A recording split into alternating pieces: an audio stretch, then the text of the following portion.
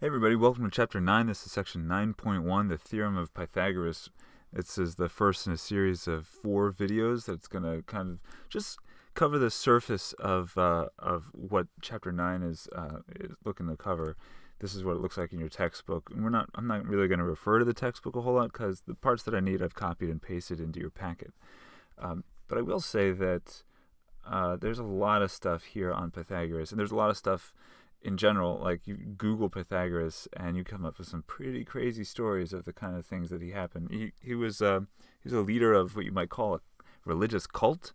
We don't really know if Pythagoras himself formally discovered or came up with a Pythagorean theorem, but maybe it's more likely that one of his disciples did.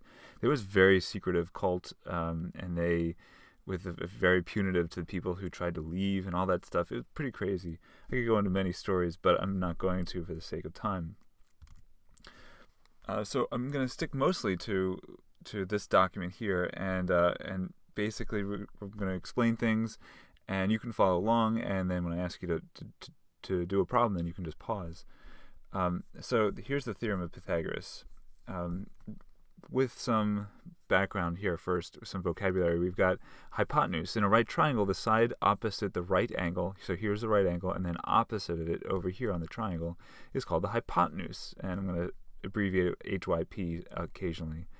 And it has a length of C. So the segment itself is the hypotenuse, and how long the segment is, we'll call that C. The other two sides are legs here. This is a leg and this is a leg. Here's what you might call the shorter leg, and here's a longer leg, and you can call them A and B. The values of A and B in this formula are relatively interchangeable. But the theorem says that if you've got a right triangle, and it only really works for right triangles, it doesn't work for acute or obtuse, but if you have a right triangle, then the lengths are related by this equation, a squared plus b squared equals c squared. Basically, the shorter leg squared plus the other leg squared is equal to the hypotenuse squared. I just want to note that A and B are going to be interchangeable. Mathematically, you can see it doesn't really matter which value you put in for A or for B at this point.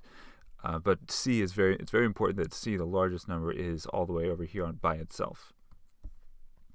All right, so what does that look like? Here we've got a triangle, 5, A, and 13. So we know 2 of these lengths, and we don't know the value of A down here. We do know that it's a right triangle, so therefore we can use the theorem of Pythagoras. And just a quick side note, anytime you see me write something down, then you should write it also. So I'm going to be doing these calculations, and they're not in your packet, but I've written this down. So if you see me writing stuff, then you can write it also. And so this is going to be the hypotenuse. You notice it's all by itself, and it doesn't matter what order we put these in. This could be A, 5, 5A, doesn't matter.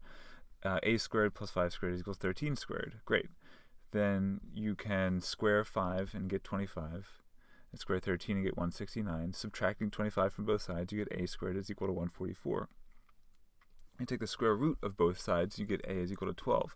Now, technically, if you've been taught about square roots before, then you know that when you take the square root of both sides of an equation, there's actually 2 values that satisfy this. You could plug 12 in here, and it does work, like 12 squared is 144, but also negative 12 times itself is also 144. Negative 12 times negative 12 is positive 144. So technically, when you're solving this algebraically, you often see like a plus or minus. A could be plus 12 or A could be minus 12. But in geometry, and in this chapter and in these videos, we're not really going to need to consider the negative value because there's no such thing as a side of length of negative 12. So we're just going to ignore that for now. But just know that algebraically, it's usually there should be a plus or minus. So C. Now, one thing you notice here, the difference between A and number 1 and number 2 is that number 1 here, we're going to be able to find an exact value. That's because 144 happens to be a perfect square of 12. But C, you'll notice, I'm just going to fast forward a little bit, we're going to end up taking the square root of 369, and that is not a perfect square, and so it's okay to report a decimal value for this length. We're just going to round to the nearest tenth. And let me show you how to do that on your calculator. So here we are. We've got this TI Inspire, and I'm not requiring that you use a TI Inspire, but most of you have one, and most of you should be able to find one, and maybe it's a good time for us to start learning how to use it. So if you don't have it in front of you and you can get it, then why don't you just pause the video right now and go grab your TI Inspire, charge it, and then unpause when you're ready. So now that you're ready and now that you have it, if you're going to have it, then I'm going to start typing over here. And actually my bias is going to be, there's this trackpad right here that can it's kind of like a touch screen. You can kind of like, move a cursor. Here's the cursor right here. You can actually drag the cursor around like that. But it's actually, I don't like it, honestly. Maybe I haven't gotten used to it, but it's pretty subpar, when you compare it to like an iPhone or like any other touchscreen that are out there on the market. It's really bad. So my preference is going to be to just use keyboard shortcuts as much as possible. We're just going to go to the scratch pad, and you can see it's option A. All this is option A, B, 1, 2, 3, 4, 5. If you wanted to go to any of these, you could type in an A or a B or a 1, 2, 3, 4, 5. So I'm going to go to a calculate scratch pad as opposed to a graphing scratch pad. I'm going to type the letter A. Here we are. And we'll have to do a lot of finding the square roots. So the square root button, you can see that it's blue here. If I were to just press this button, like 2 squared, that would be 4. But what I really want is the blue part. So I'm going to do Control x squared, which is actually the square root. And so let's take the square root of 5 and see what happens. We get this decimal. It's not exact. It's 2.23607, and eventually it's rounded. And that's why we might call this an approximate answer. It's pretty exact, but it's at the end of the day, it is rounded. And so if I want a different version, then I can go to Menu. No. Let's go back to the scratch pad. Press On. On actually will toggle back and forth the scratch pad. And let's change the settings. That would be button number 5. It's over here. 5, settings, document settings, and the document it's referring to when it says document settings is just the scratch pad. It's the most recent one that I've used. So I'm going to press the down. You can use the trackpad to go, but I'm just going to press the down arrows. This is the down arrow right here. Up, down. So calculation mode, it is on approximate. I'm going to press the right arrow to get the drop-down menu.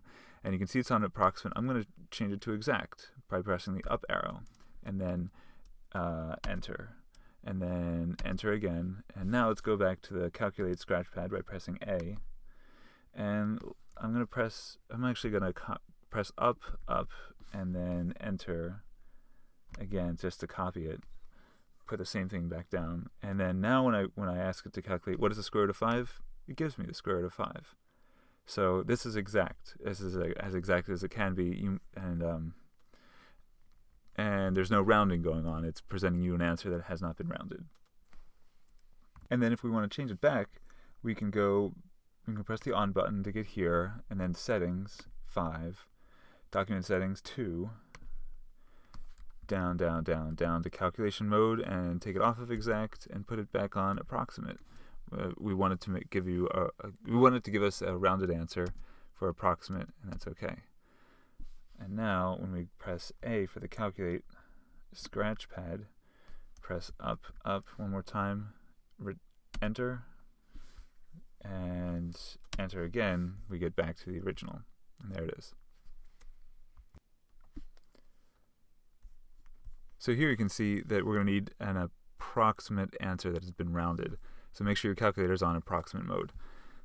Here we've got, and then we can use the Pythagorean Theorem, a squared plus b squared equals c squared. We don't know what c is, but we do know what a and b are, so we're going to put a here, 12 squared plus 15 squared. Again, it could have been interchanged 15 squared plus 12 squared, but this is the order I chose. And then is equal to c squared. C is the hypotenuse. It's all by itself, and we don't know what it is. But when you square 12, you get this, and you square 15, you get this, and you add them up, and you take the square root, then you get approximately 19.2. I'd like you to do number 3. Pause the video right now and get an answer, and you can actually check the answer in the back of the packet. I've published all the answers to all the examples and everything that's here. So why don't you try this? Pause the video, try it, and check your answer, and then we'll move on. All right, now that you've gotten that, Let's do number 4. So this is kind of a trickier diagram. It's not just a right triangle. It is kind of like a rectangle. But you can see that if you look at this, this is a right triangle. So therefore, this is going to be a right triangle. Also, there's going to be a 90 degrees here. So because it's a right triangle, we can use a squared plus b squared equals c squared, and we're filling it in. This is 6. This is 8, and this is d over here. And when you square it and add, you get 100, and take the square root, you get 10. So d is equal to 10. It's a little tricky also. It's a right triangular prism, kind of like a cheese wedge, but that's okay. We can find the right triangle within the picture. It's right here. 24 squared plus 10 squared is equal to s squared. And there's the right triangle. So I'd like you to pause the video and try and figure out what s is. Number 6. This is a right triangle. It's a special kind of right triangle. It's an isosceles right triangle. It has these two legs are going to be equal length. And so although the 6 isn't written in here because of the congruency markings, I can write a 6. And now I'd like you to use the Pythagorean theorem to figure out what c is. It's going to be this number squared plus this number squared is equal to this squared, and solve for it. And tell me what c is, approximately. Again, we'll take a decimal answer. Number 8, do the same thing. I know it's a three-dimensional picture, but you can find out what x is if you look at the one. This is a right triangle on top of a pyramid, so this face is a right triangle. X squared plus 1.5 squared is equal to 3.9 squared. Don't worry about doing number 9. Do number 8 right now, figure out what x is, and check it in the back, and then unpause the video. I was going to do number 9, but this video is going to be long enough as it is, so let's go to the next one. Number 10. We're looking for an approximate value of s. This is a square, and I can see that it's square because it's got 4 congruent sides and then a 90-degree angle right here. And there's a diagonal going right through the middle. And I don't know what the sides are, but I do know that the diagonal is 5. This is s, so therefore I can also know this is s, s, s, s. There's 4 s's all going around. And if you just look at one right triangle inside of the square, then you can say s squared plus s squared is equal to 5 squared. Combining like terms, s squared plus s squared is 2s squared. Now, figuring out what s is now that you've combined these two like terms, you can divide both sides by 2 to get s squared is equal to 12.5, and then take the square root of that, and you'll get your answer. And check it in the back of the packet. Go ahead and pause the video until you found it, and then number 11 is, we'll pick right up when you are ready. Number 11 is, it's difficult to see. This is a circle, and this is kind of like a point here and a point on a circle. Often, actually, this is a very common circle. It's used a lot, and sometimes the point is over here, here, here, here, kind of like it gets spun around depending on what you're trying to focus on. It always starts at the center. But in this case, the goal is to try and find the right triangle inside the picture, and here it is. It's a right triangle like this, and you can see this horizontal x value is 5, the vertical y value is 12, and so you can use the Pythagorean theorem. 5 squared plus 12 squared equals r squared, and figure out what r is. Check it in the back of the packet. Number 12. A baseball infield is a square, each side measuring 90 feet, and so I've labeled it as such. To the nearest foot, what is the distance from home plate to second base? So this is what a catcher has to do. If you've ever played baseball or softball, and if you've been a catcher particularly, you know that the longest throw is from home plate to second base. It's a lot shorter distance to throw it to first or to third, but to go from here all the way to second. And that's why you see so many people stealing second base, because the catcher has to do a longer throw. This distance here is going to be labeled d, and you can find 90 feet. This distance is 90, and this is 90, so 90 squared plus 90 squared is equal to d squared, and you can figure out what d is. Pause the video, and when you're finished, we'll do the next one. Number 14, what is the length of the diagonal of a square whose area is 64 centimeters? So And just in order to figure out what it is, I drew a picture, a square. This is a square, and the area is 64. I'm labeling this whole area 64. If the whole area is 64 centimeters squared, then that means this length, and every side is going to have a length of 8 centimeters. So I can just say 8 centimeters, d squared. 8 squared plus 8 squared is equal to d squared, and you can figure out what d is. That's it. Great job.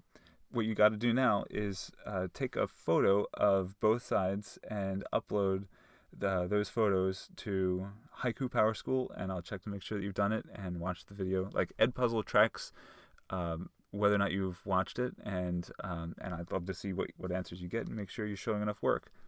Please make sure you show all work. If you're doing it in the packet, you don't have to copy the question, and even if you're doing it in the comp book, I can be a little forgiving if you want to really abbreviate the question also. But the work is very necessary, and the answer should be correct because you should be able to find it in the back. Take care, and I'll see you tomorrow.